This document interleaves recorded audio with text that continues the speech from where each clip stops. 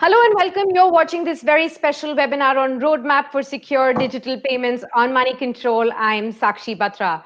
Well, the COVID-19 crisis has undeniably persuaded the consumers to accelerate their shift towards digital payment modes. And though the customers were already slowly marching towards the digital payments, over the past few years also, the COVID-19 crisis is something that has really swiftly condensed the transactions of, say, card payments, online commerce, contactless transactions, and digital wallets in just a matter of few months. Now, as per the Pace Pulse survey of 2020 by FIS, which is a global leader in financial services technology, 68% of Indians are now using online or mobile banking to conduct financial transactions. And 51% expect to continue using these banking and payment methods after the pandemic as well. But the increased adoption of these digital payments have also seen a spike in security breaches and also other cyber attacks. As these cyber attacks become more and more sophisticated, it is imperative for the financial institutions and digital wallet providers to really strengthen their risk management framework and offer reliable modes of payments as well. I'm joined by an esteemed panel today to discuss and to address the growing need for a cybersecurity policy, government reforms and regulations, and also uncover the many ways to ensure cyber resilience as well. Joining us today is Mr. Bharat Panchal, Chief Risk Officer for India, FIS. We have with us Mr. Vishal Jain, Partner, Deloitte India. We also have with us Mr. Topendra Bhattacharjee, Head Digital Bank, Digital Challenge and Analytics at RBL. And we also have with us Mr. Rameshwar Gupta, CTO of Recharge. Welcome, gentlemen. Appreciate you joining us today in this special webinar. Let me begin with you, Mr. Jain. If you could just help us understand what are the cyber considerations for organizations as they recalibrate their strategies to ensure business continuity amid the pandemic.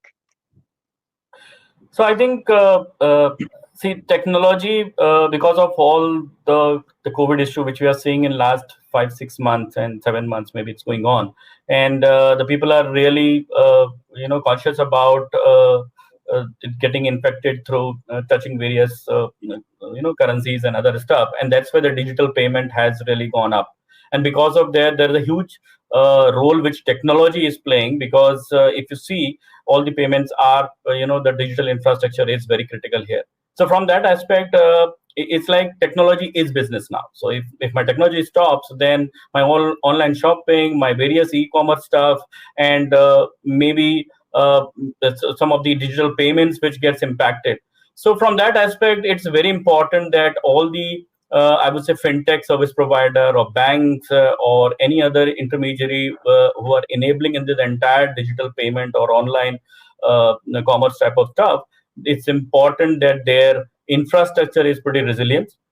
Yeah. With respect to not only in terms of the cyber security, which is given, but also from a continuity aspect, it's critical. It has to be, as we call it in a technical term, in a HA mode or a high availability mode. So that becomes a very critical aspect to be resilient, and that's why we have a lot of other applications which are moving to cloud, getting into a virtualized environment, so that the scalability, the resiliency, and the reliability posture increases of this infrastructure. Right. Mr. Gupta, I'll come to you next, and I wanted to understand from you. It seems that the financial sector has become the prime target of cyber attacks, and during this pandemic, that is, with a sudden spike in the data that which is stored online as well. So what cybersecurity measures are also you taking at your company to build a risk-free financial ecosystem? Yes, actually, there is definitely basically a spike in and basically data theft after this pandemic. We basically essentially believe in largely data segregation, encryptions, and basically multi-layer authentication for users, right? And we are basically mobile first company. So we largely bind user basically with mobile, where basically we also sort of introduce MPIN and basically OTPs. We also basically found there is like, as I said, there is a spike in basically that data theft. So basically people are basically trying to log in into others' account, right? The people get lots of OTPs because of that. Because like you can go and basically enter any other buddy's mobile number and try to be into any app, right?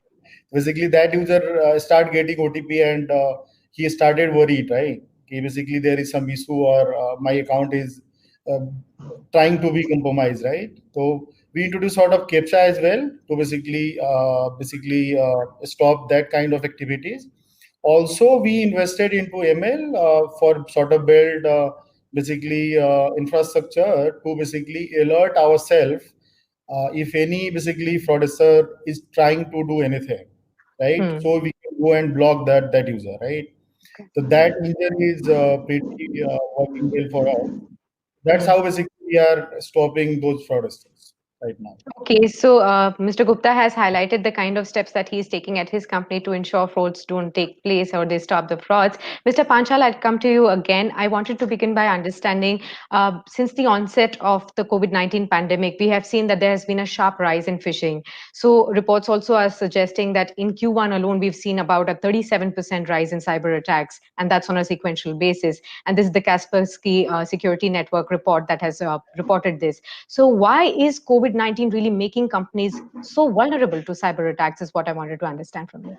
COVID started maybe in February or so. We all were caught unaware. That Hmm. was the precise reason.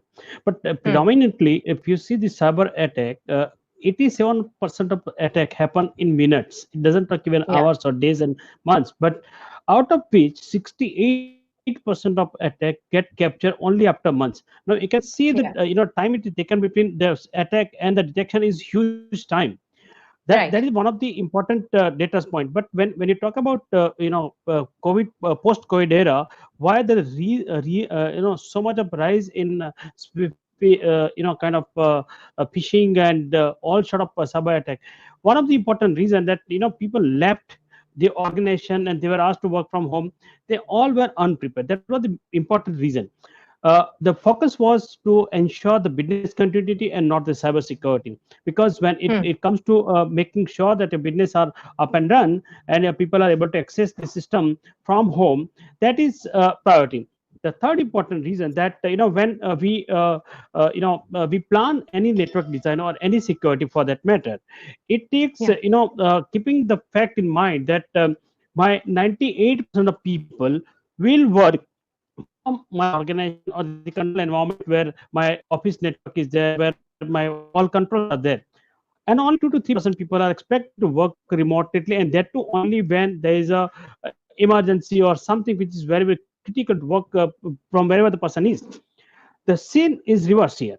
The 98% of people are working from home, only Yeah. 2% people are working from the environment. So what control you implemented for 98% people, that is given in internet, because now I'm talking to you on Zoom or Webex or something like that, that does not ensure as it is replica of the office control environment at my home. Okay, so let me asking you, Mr. Bhattacharjee, about the nearly every aspect about life, our daily life has been quite considerably transformed by the information revolution that we are seeing. Also, the modern life is really depending on the timely, adequate, and confidential performance of cyberspace as a whole. And at the same time, we are seeing that cyber attacks have also become more and more sophisticated, especially in the last few months during the pandemic. We've seen a huge rise in the reported cases as well. So, do you think the problem is getting compounded by the fact that cyberspace is borderless and there is no need for substantial resource or expertise for carrying out attacks? Thank you for having me here. Uh, so actually, I mean, the entire bit of digital payments or the digital banking transactions have seen a manifold change over the last 6 months now almost. So since March, we have seen a huge rampant change in terms of adoption in the space. And very well understood is that we all know by now that COVID has actually accelerated this space manifold, and therefore we have seen an increase in ways in which people who were previously not too conversant with digital banking or had the inertia in terms of moving to digital channels has changed their behavior. So if you look at some of the data points that we have seen in terms of our bank per se, we are currently opening, 4 times more savings accounts from this from a digital onboarding platform than what we did previously. Okay. Most of our FDs, maybe about 60-70% of the FDs booked in the bank are through the digital route. We are seeing a whole lot of branch transactions that we enabled over the last few months on our digital application in terms of the mobile banking app or the internet banking portal has moved. So people uh, who are doing now branch transactions, which we have enabled on this portal or on Okay. this on our app. Absolutely. Mr. Jain, I'll come to you next, and I wanted to understand from you, have you noticed any kind of initial trends during this ongoing pandemic wherein organizations are probably stepping up to lead their cybersecurity spends, and that is across the industries? And do you think this area is something where going forward we need more and more companies to put in additional thought as well? Yeah, definitely. In fact, we being the external service provider, say consulting agencies, and we have seen that we are getting a lot of requests from our clients, and we are in touch with the clients as a relationship generally to support them on various aspects. And we are getting a lot of requests in terms of what else they should do from a cyber security and a resiliency posture point of view. The threat landscape has actually become more critical now to be assessed in a very from a cyber point of view. In fact, as you mentioned in your the statistics which you mentioned, the actually the phishing attacks have increased. There are various other cyber attacks. There is an increase in that. So people are now looking more in terms of securing the work from home infrastructure. People are evaluating if they have enterprises hosted in a virtualized or cloud environment to be secure. There are organizations who are actually increasing the awareness from a cyber security point of view, even the endpoint device which they have at home, because now they are no more in the direct control within the office environment. So the security posture of the end user's device is very critical here. So that Absolutely. definitely is a focus area which has increased from a cyber security point of view. All right. So the company's focuses are actually shifted towards securing, remote places where their employees are also working. Mr. Gupta, I'd want you to add to this. Have you really identified any security vulnerabilities while people are working at home or from remote places, which needs to be addressed urgently in the industry? And probably if you could help us understand, how are you also approaching these issues at your company? Yeah, so fortunately, we are basically part of bank. So basically, we sort of following this kind of basically studies earlier as well. So we can't basically connect any of our dev resource or any of the resource without VPN. That sort of infrastructure we had earlier. Nowadays as well, basically we have lots of data segregation and encryption as well for consumer data protection perspective, right? And also we sort of heavily investing into our security assessment time to time, basically into our internal architecture as well. Come to your question, what kind of basically vulnerabilities we faced. Yes, we had some kind of vulnerabilities, but nobody talked about their basically mistakes. So I don't want to highlight those, but yes, there is some mistakes, and there is basically some sort of action from our side as well. So I will say all is all data protection perspective say we are at safe place now. Okay. From a data protection perspective, we are all at a safe space now, at least, if not earlier. Mr. Panchal, I'd like you to also address the same question and help us understand the big challenges being faced by the digital payments industry currently. Like Mr. Gupta also pointed out that earlier probably nobody was prepared for this kind of a pandemic. Nobody was prepared to ever even think that all the offices will be completely empty, and that is not just in one city, in one country, and that is pan global. every country in the world has faced the same challenge. And for developing countries like us, where we are still at a nascent stage of developing, at home kind of a culture or work at home kind of a culture, it's not very predominant in India so far. But so none of the companies were really prepared to have 98% of their workforce work from home. So in this kind of a scenario, what were the challenges being faced, at least by the digital payments industry, if you could expound upon? So, digital payment, India has two major events in last couple of years, and which both has come as a blessing for expansion of digital payment. One was the demonetization.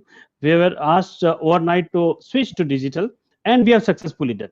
In this situation, what are the important challenge? What to make availability of this thing? Because on one hand, no one is accepting a currency not because of the fear of corona. Second hand, you have to ensure that the infrastructure is always alive. Now, here is a very big risk factor called business continuity. Any business continuity, especially the banking sector, is again blessed with very heavy infrastructure, well modern infrastructure. We have primary data center, then a high availability, then data center. So that is there in place. Some large organization has gone beyond country. They have national, regional redundancy. Like in India, there is one data center. There's another data center in Singapore, or maybe in Japan, or somewhere.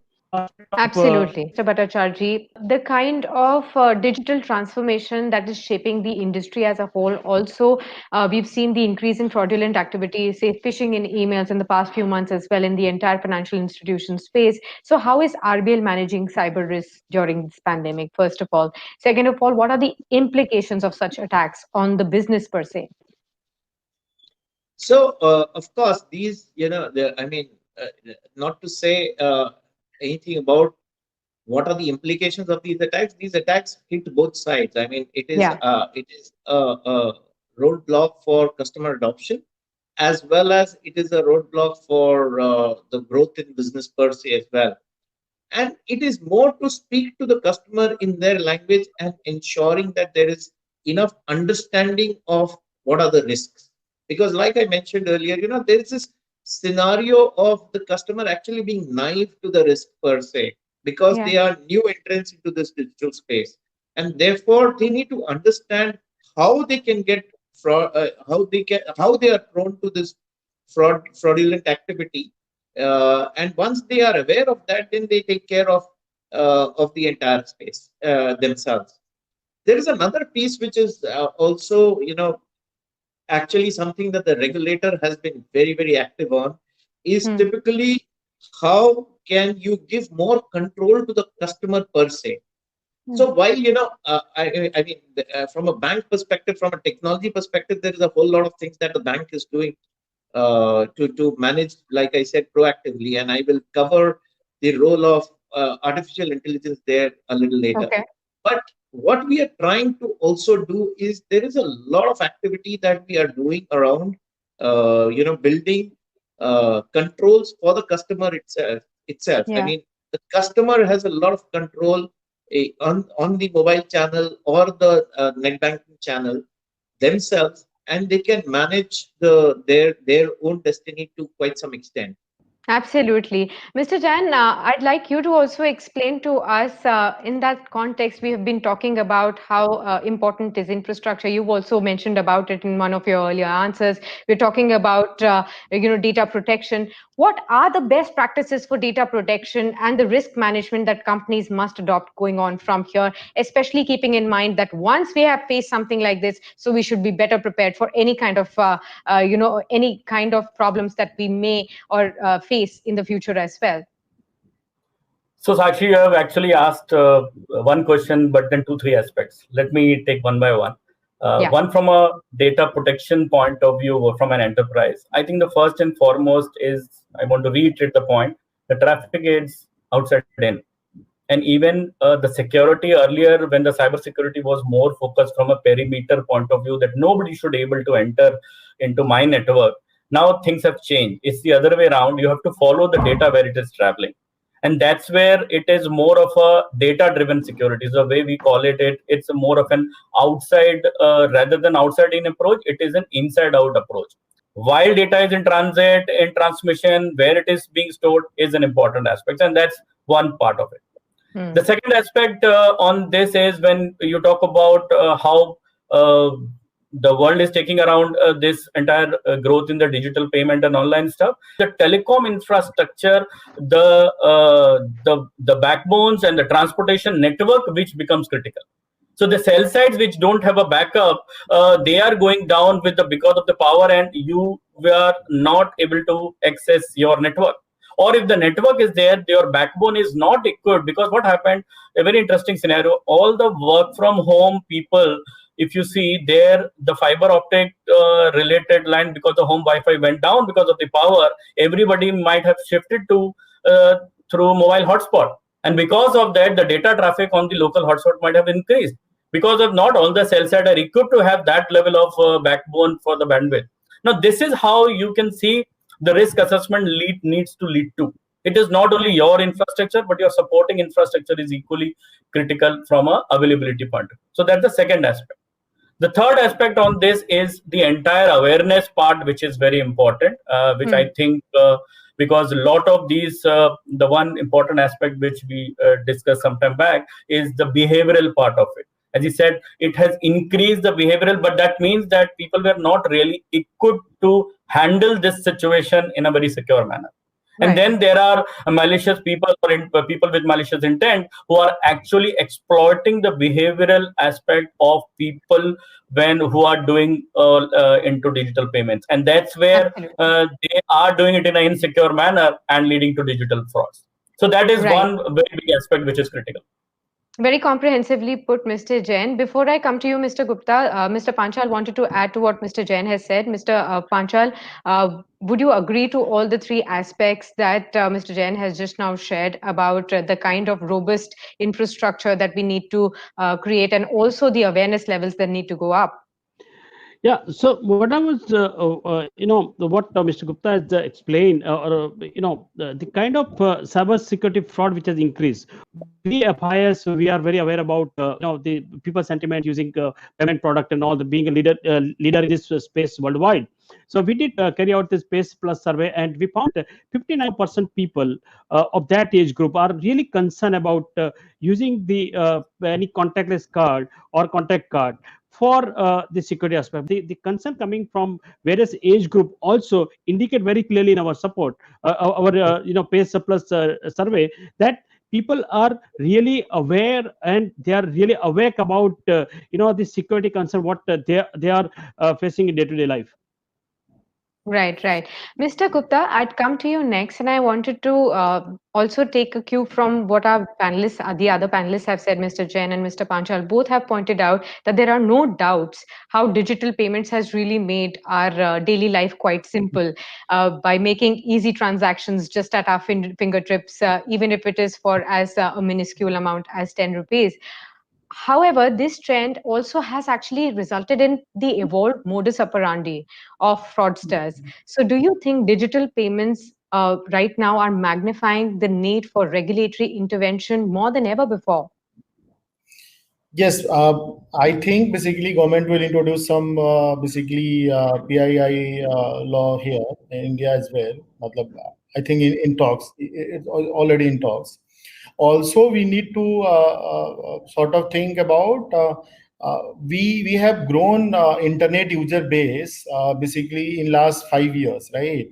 And there is a lot of basically I would say awareness requirement is there, where basically any fraudster is asking for anything from the user, he's like providing the data to him, where basically he's able to do the fraud transactions, right?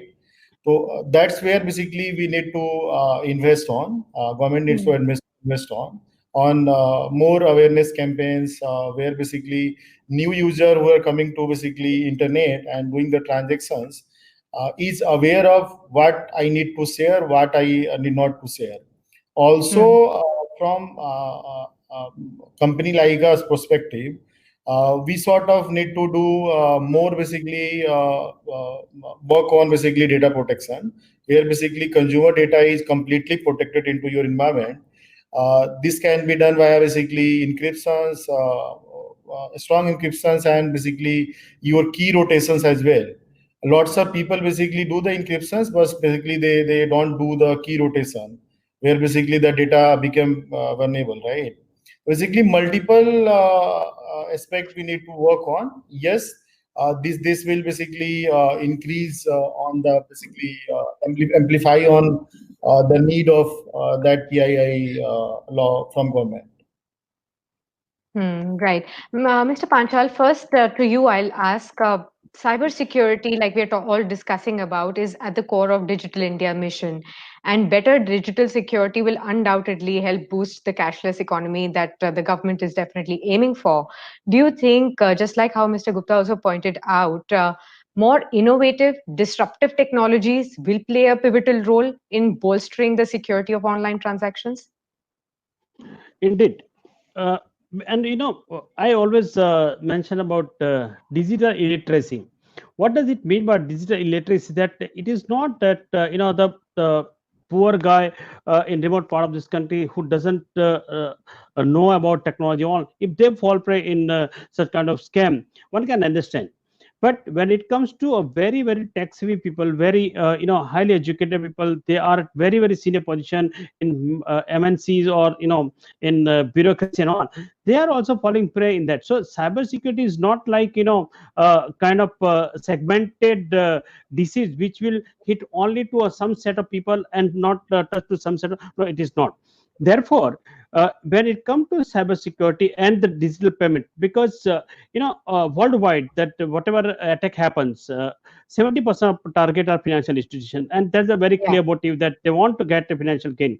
However, in today's time, apart from financial gain, there are state-sponsored actors and lot many things which are happening because cyberspace has become battlefield for many nations. They want to, they're doing things like that.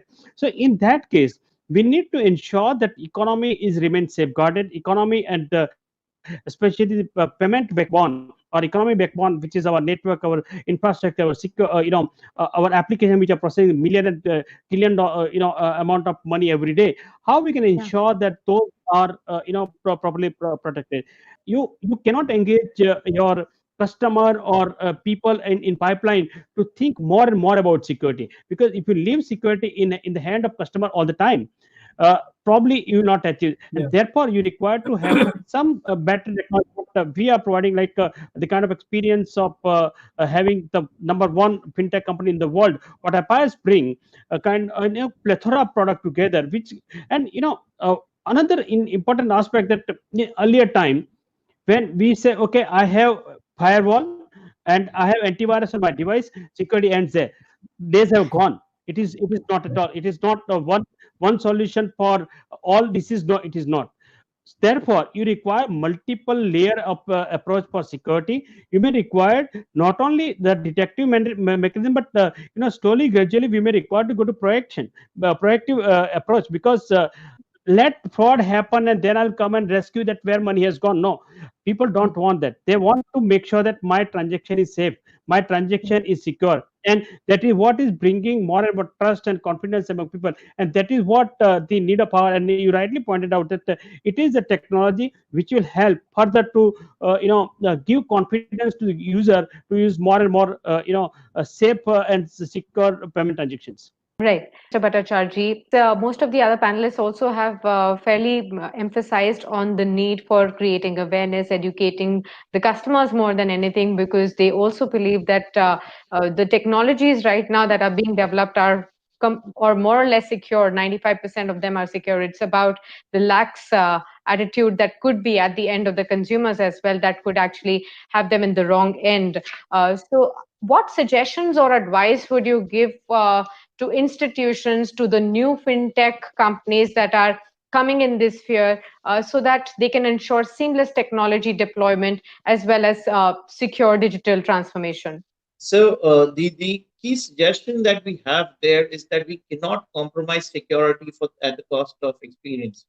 Okay. At no point of time that because we need to or we want to deliver a particular type of customer experience, we do away with the authentication layers that are built in the bank per se.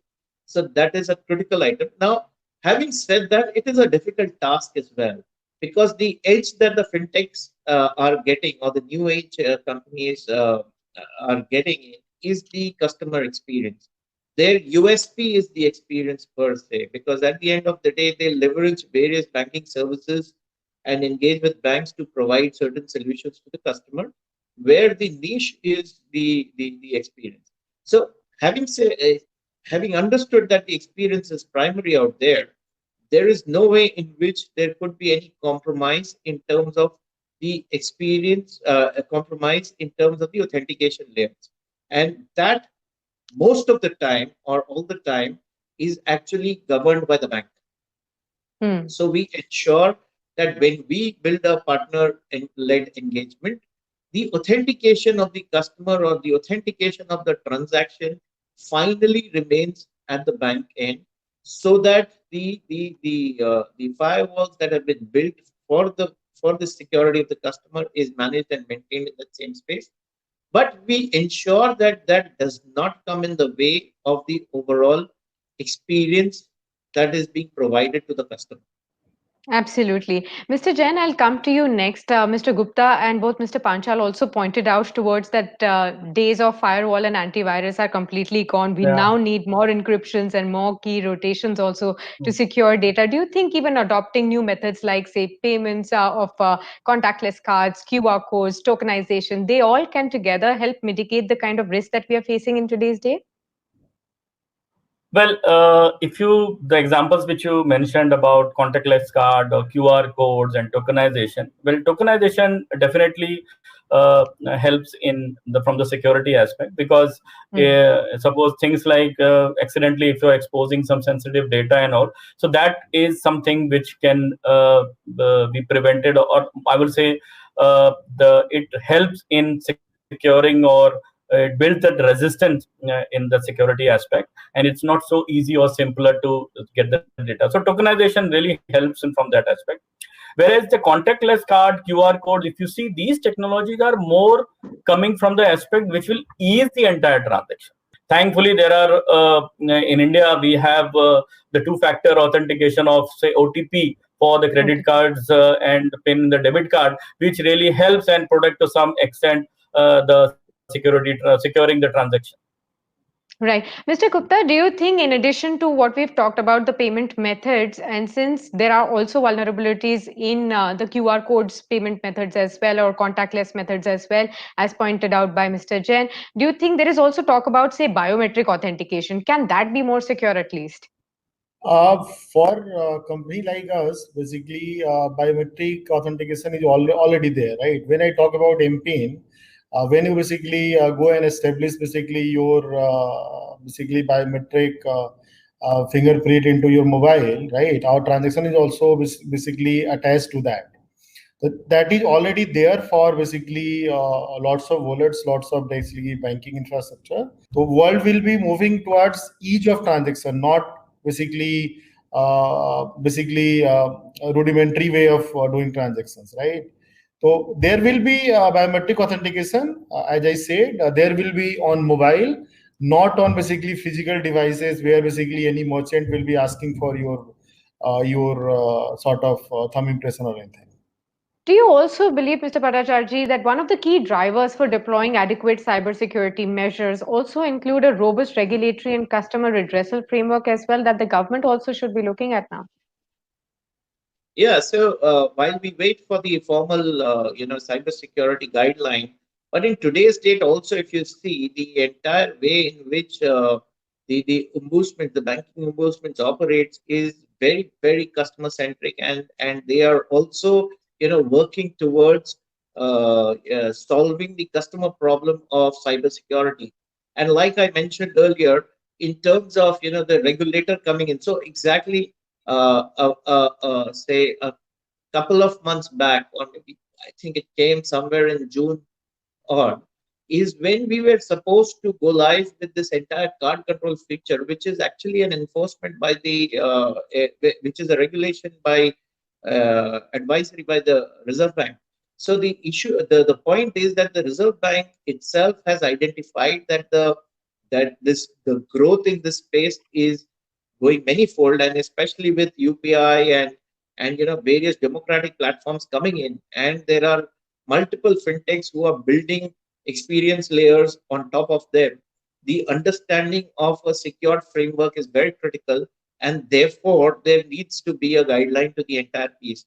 Some of it is already there and is visible, and in the way it operates, like I said, the entire resolution bit at an ombudsman level, where most of the time it's a customer centric order.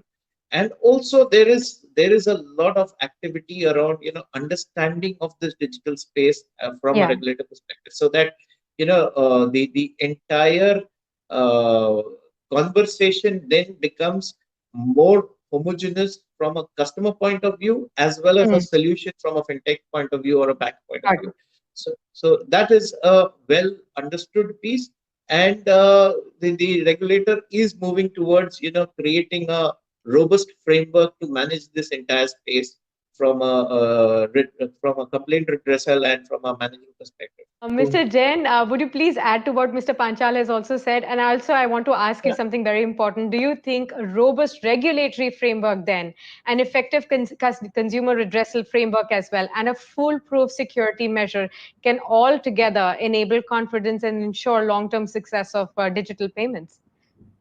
I think you very well put. These three are the key pillar, and I think Mr. Panchal mentioned about that these regulatory framework, foolproof security, and customer redressal framework. And I think that is. Let me start with the third one first, which is the customer redressal framework, because regulations we definitely have a lot of push from the say central bank or RBI, from the various sectoral regulatory, whether it is IDA or TRI or DOT, and even the ministry. We are getting the IT Act, and we are also hearing about the India Privacy Bill, which I think will definitely be a real game changer to gain confidence, not only for the customer but for the enterprise, to make sure that they are taking proper care from a cyber for the privacy of that. Right. Mr. Panchal had a point to add to your points, sir. Mr. Panchal, go ahead. Yeah, yeah. So Vishal has put very nicely that where is the need, because the origination of cybersecurity issue does not start at the later age. It start from now, because Right. one significant point which we need to focus on, that the education system has gone online now. Yeah. When they it was a time when we used to hide mobile from our kids. Now it is the time that we are giving mobile. Okay, you start studying now. Are we giving right education at that time, that point of time, that how you need to use this system, how securely you need to use this system? Because when you don't have control, when you are giving everything on internet, your kid must be aware that the kind of issues may arise out of using any system online, and what are the threat perception about using this thing.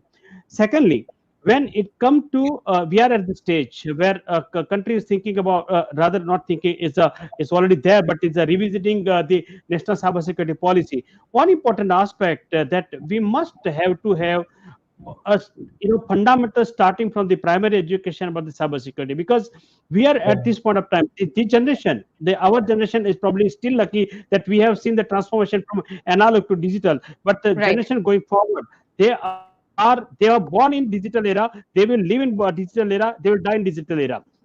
Like we have basic necessity like roti kapda makan. There will be roti kapda makan and cyber security, because that is Right. where you need to be cautious about. Absolutely. Mr. Gupta, I want to understand from you. We are all talking about what is the importance of awareness and early education that needs to be given to this digital age and digital generation, that we are dealing with now, to be able to also prevent them from any kind of cyber attacks. The pace of technological innovations that we are seeing currently, with every day some of the other innovation comes up for us, that presents a challenge for the regulators as well. And we are going to be seeing more and more innovation and disruption in this space even going forward. So how can our regulators keep up? This is the race, I would say. Hmm. There is like a bigger gap right now. The gap becoming basically smaller going forward, but there will be gap. It's not about ki government will be catching up always, but there will be gap. But gap will be smaller going forward. Yeah. But as Okay, everybody okay. said, education is primarily thing where basically we should focus on. So all new internet users should be well aware of how can they protect themselves.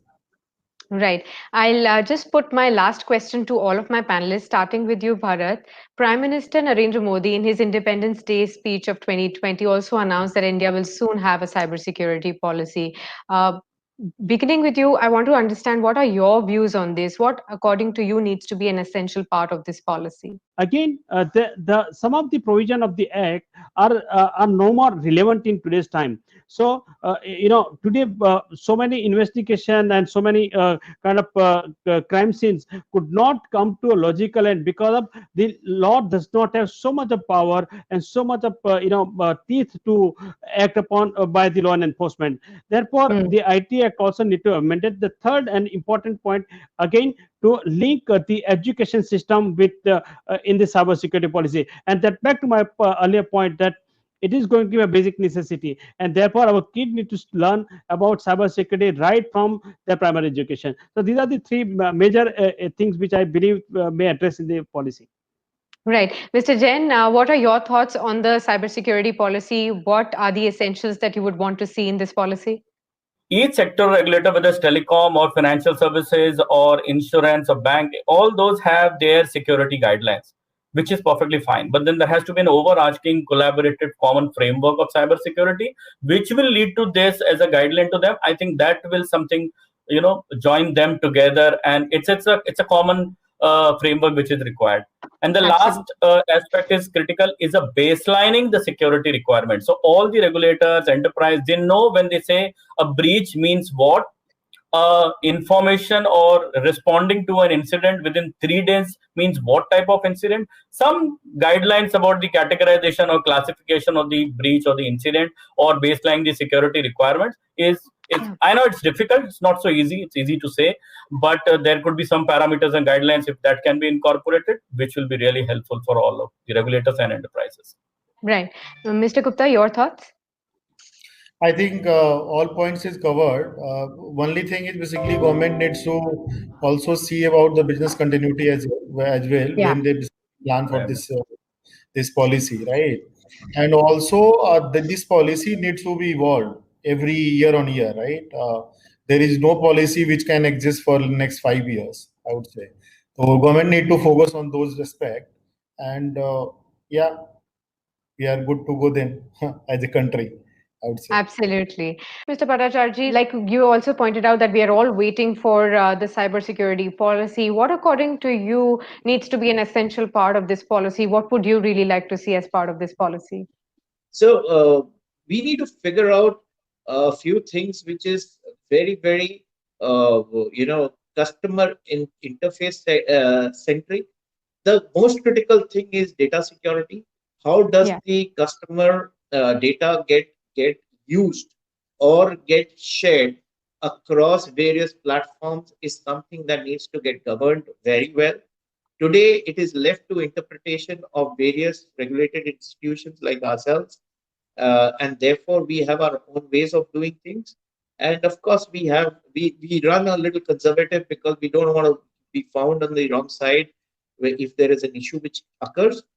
Therefore, the data security and the data use of data or sharing of data some Hmm. across multiple platforms as more and more collaboration is happening across Right. fintechs and regulated entities.